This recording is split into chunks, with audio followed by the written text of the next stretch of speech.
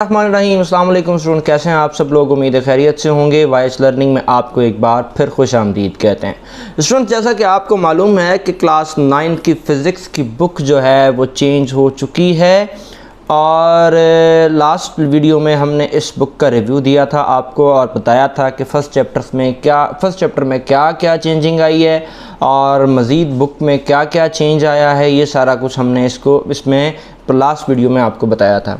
Students, आज हम जा रहे हैं पहला लेक्चर रिकॉर्ड करने फ़िज़िक्स का और क्लास 9 की बुक के बहुत सारे लेक्चर्स अब आपके पास आने वाले हैं। सो जितने भी क्लास 9 के स्टूडेंट्स हैं और जो इस क्लास 9 को पढ़ाने वाले टीचर्स हैं वो भी रेडी हो जाएं कि सारे लेक्चर्स आपको यहाँ मिलेंगे 1 बाय 1। इसमें से सारी चीज़ें, सारी डिटेल्स हम डिस्कस करेंगे। आज का लेक्चर जो है वो कोई बोर्ड पे या किसी कॉपी पे या किसी पावर पॉइंट स्लाइड पे नहीं है, बल्कि बुक से ही हम डिस्कस करेंगे, क्योंकि बुक में जो कुछ लिखा है फ़िज़िक्स की इंट्रोडक्शन के बारे में वो बहुत ज़बरदस्त और बहुत अच्छा लिखा हुआ है। इसलिए हम आज का जो इंट्रोडक्शन है फ़िज़िक्स का वो हम इसी बुक में से डिस्कस करेंगे एंड वर्ड बाय वर्ड आपको चीज़ों को एक्सप्लेन करूँगा। अच्छा जी, यूनिट नंबर 1 है हमारा फ़िज़िकल क्वांटिटीज़ एंड मेजरमेंट और इसका पहला टॉपिक 1.1 इंट्रोडक्शन टू फ़िज़िक्स है। अच्छा जी, सबसे पहली चीज़ स्टूडेंट्स के आपके पास हमने ये डिस्कस करना है कि फ़िज़िक्स है क्या और फ़िज़िक्स को किन किन जगहों पे इस्तेमाल किया जाता है।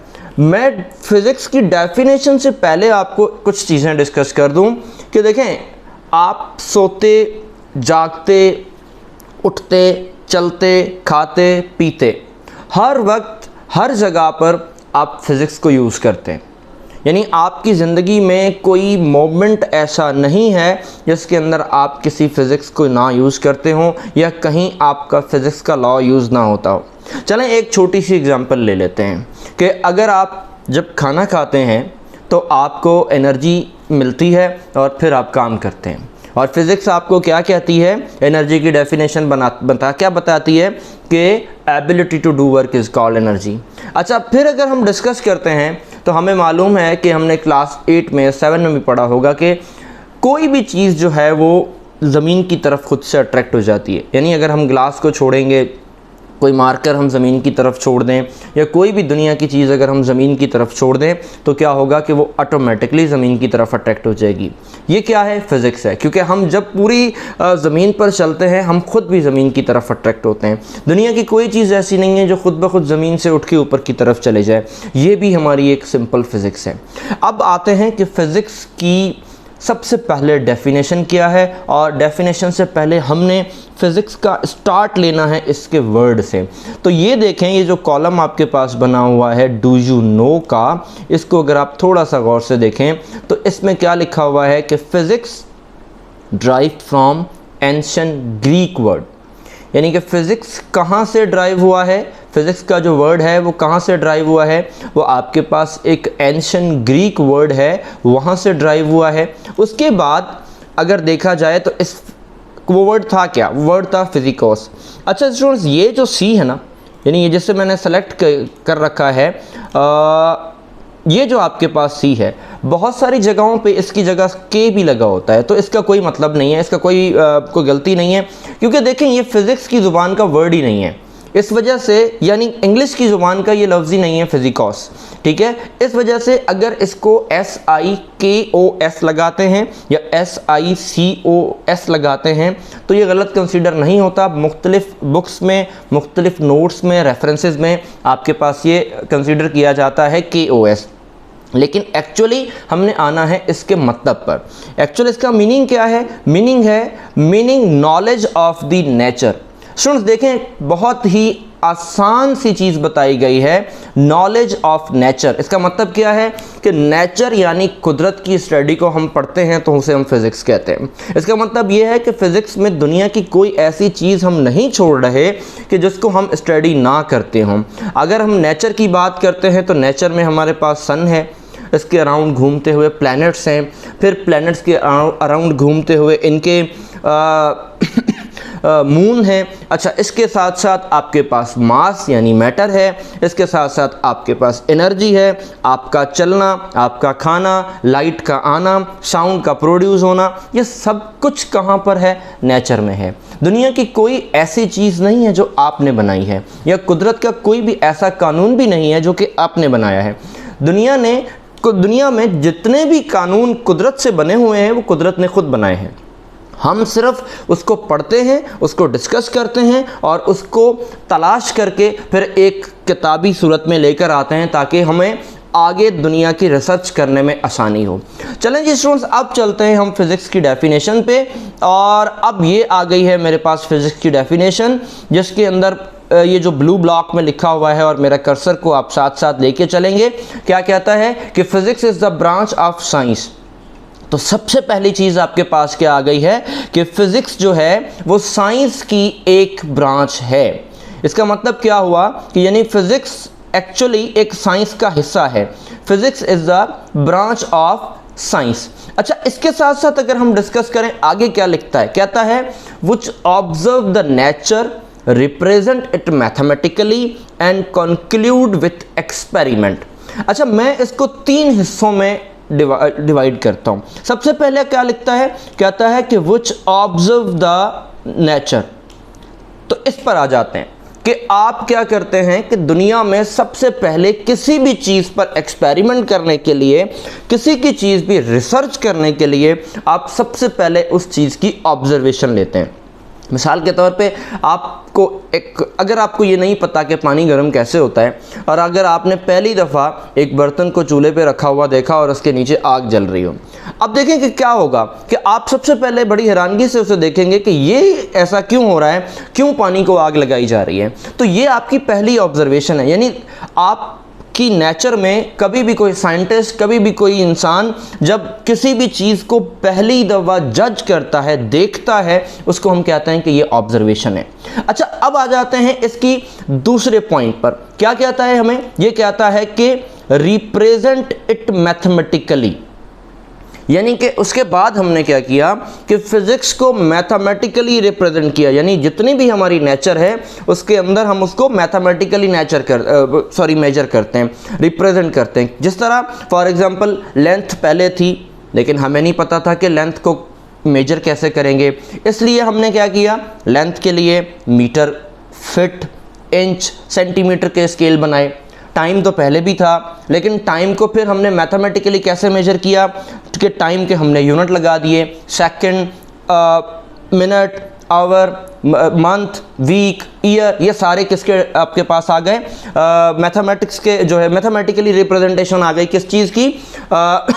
टाइम की। अच्छा, एक चीज़ और लेते हैं। मिसाल के तौर पे अगर आप बाहर कोई दुकान से कोई चीज़ लेने जाते हैं या आप कोई सब्ज़ी वगैरह लेने जाते हैं, तो अगर आप उससे कहते हैं कि भाई आप हमें सब्ज़ी दे दें, वो आपसे पहले पूछेगा कितनी दे दूँ। ठीक है, अब देखें यहाँ पर मैथमेटिक्स की बड़ी ज़बरदस्त जो है वो एग्जांपल है कि अगर आप बाहर जाएंगे वो आपसे सबसे पहला क्वेश्चन करेगा कि कितनी दे दूँ। अब यहाँ पे मैथ शुरू हो जाएगी। आप उसे कहेंगे कि आप 1 kg दे दें, आप 2 kg दे दें, आप 3 kg दे दें। जहाँ पे नंबर आ गया और नंबर की कैलकुलेशन आ गई, वहाँ समझो मैथ आ गई। अब ये बात समझ लें कि फ़िज़िक्स जो है वो मैथ्स के अलावा अधूरी है। यानी फ़िज़िक्स में से अगर मैथ्स निकाल दें तो फिज़िक्स ख़त्म, और अगर फिज़िक्स ख़त्म तो इसका मतलब नेचर ख़त्म, यानी फिर हम नेचर को नहीं पढ़ सकते। सो स्टूडेंट्स, अब तीसरे पार्ट पे चलते हैं। तीसरा पार्ट आपके पास क्या है? कहता है कि कंक्लूड विथ द एक्सपेरिमेंट। इसका मतलब क्या हुआ कि बाद में हम क्या करते हैं कि उस पर मुख्तलिफ एक्सपेरिमेंट करते हैं। जिस तरह मैंने आपको एक एग्जांपल दिया था कि पानी को हम गर्म करते हैं, तो पानी को गर्म करते हुए आप पहली दफ़ा जब देखोगे तो ये आपकी ऑब्जर्वेशन थी। लेकिन अगर आप इसको प्रूव करने के लिए बार बार मुख्तलिफ तरीक़ों से आप क्या करते हो, पानी को जो वो हीट देना शुरू करते हो। कभी आप चूल्हे के ऊपर रख के उसे गर्म करते हो, कभी आप उसे धूप में रखते हो, कभी आप उसको गीज़र में रखते हो। फिर आपको एक अंदाज़ा हो जाता है कि हाँ, कोई एक ऐसी कॉमन चीज़ है जो कि पानी को मिल रही है और पानी गर्म होना शुरू हो जाता है। अच्छा, फिर एक आप एक्सपेरिमेंट और भी करते हो कि आप कोई लकड़ी के बर्तन बना के उसके अंदर पानी डाल के चूल्हे पर रख देते हो, तो यकीनन क्या होगा, वो जल जाएगा। इसी तरह कोई प्लास्टिक का बाउल है, उसे आप चूल्हे पर रख देते हो, वो भी जल जाएगा। इसका मतलब क्या है? इसका मतलब यह है कि आपके कुछ एक्सपेरिमेंट ठीक होंगे, कुछ एक्सपेरिमेंट गलत होंगे, कहीं आप फेल हो जाएंगे, कहीं आप सक्सेस हो जाएगी, और फिर आपको एक रिज़ल्ट मिलेगा। वो रिज़ल्ट ये होगा कि पानी को एक्चुअली हीट चाहिए। जब आप हीट उसको दोगे वो ऑटोमेटिकली गर्म होना शुरू होगा, और अब वो हीट आप किसी भी तरीके से दे दें, आप उसे गीज़र में डाल के दे दें, आप उसे किसी कंडक्टर वाले बर्तन में डालें, चूल्हे पे रख दें, आप उसको कोई इलेक्ट्रिकल रॉड से गर्म कर लें, आप उसे धूप में रख लें, आप उसे माइक्रोवेव ओवन में रख लें, यानी आपको हीट प्रोवाइड करनी है और आपका पानी गर्म हो जाएगा। सो स्टूडेंट्स, ये तो थी इसकी एक छोटी सी डेफिनेशन। अब अगर हम थोड़ा सा मज़ीद ऊपर चलते हैं तो अब इसमें देखिए, इंट्रोडक्शन में सबसे पहले क्या कहा गया है कि आपके पास जो है one of the most basic and the ancient science is the physics, यानी जो फिजिक्स है वो सबसे बेसिक और सबसे पुरानी साइंस में मानी जाती है।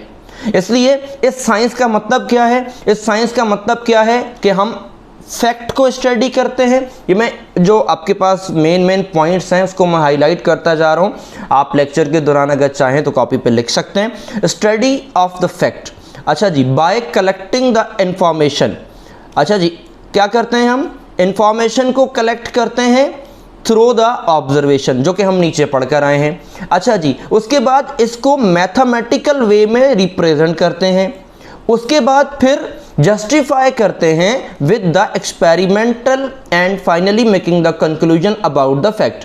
अच्छा जी, क्या होता है? अब मैं इस पूरे जुमले को आपको एक पढ़ के बताऊं कि कहता है कि physics is the word science that study of fact.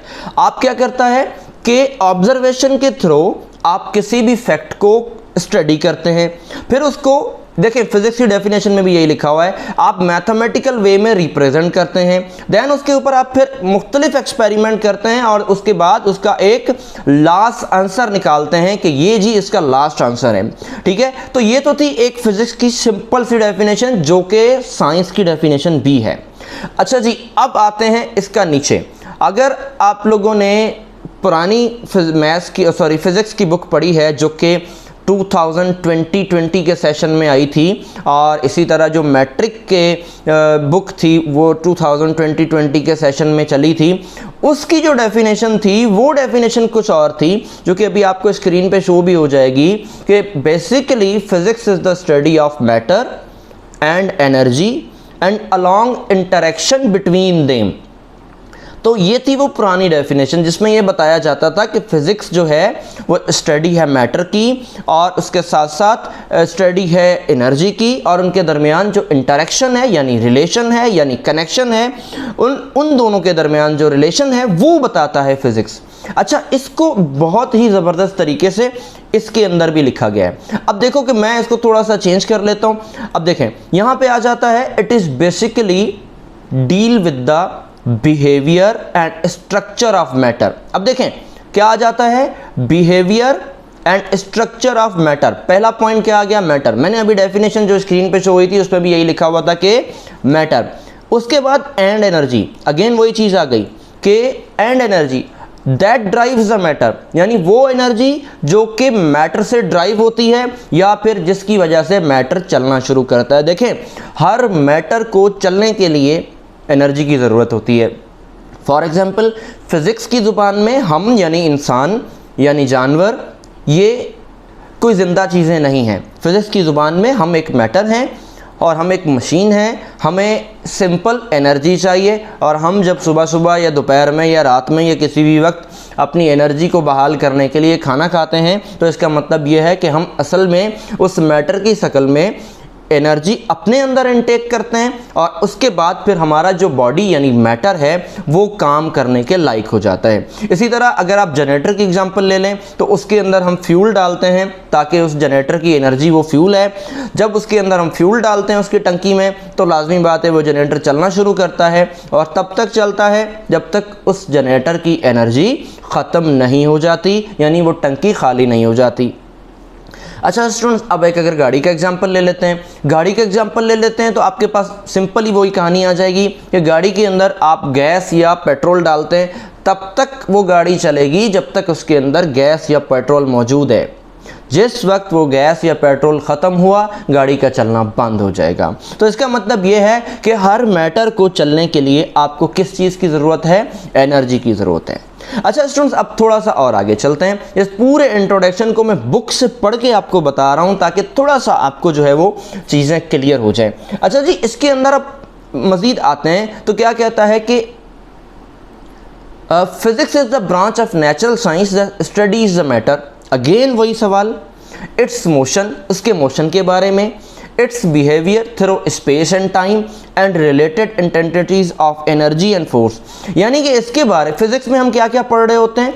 Matter की स्टडी करते हैं, मैटर के मोशन की स्टडी करते हैं, मैटर के बिहेवियर की स्टडी करते हैं, और मैटर बिहेवियर यानी स्पेस में कैसा बिहेवियर करता है, उसका रिलेशन टाइम के साथ क्या है, और एनर्जी का के साथ क्या रिलेशन है, फोर्स के साथ क्या रिलेशन है, सब कुछ।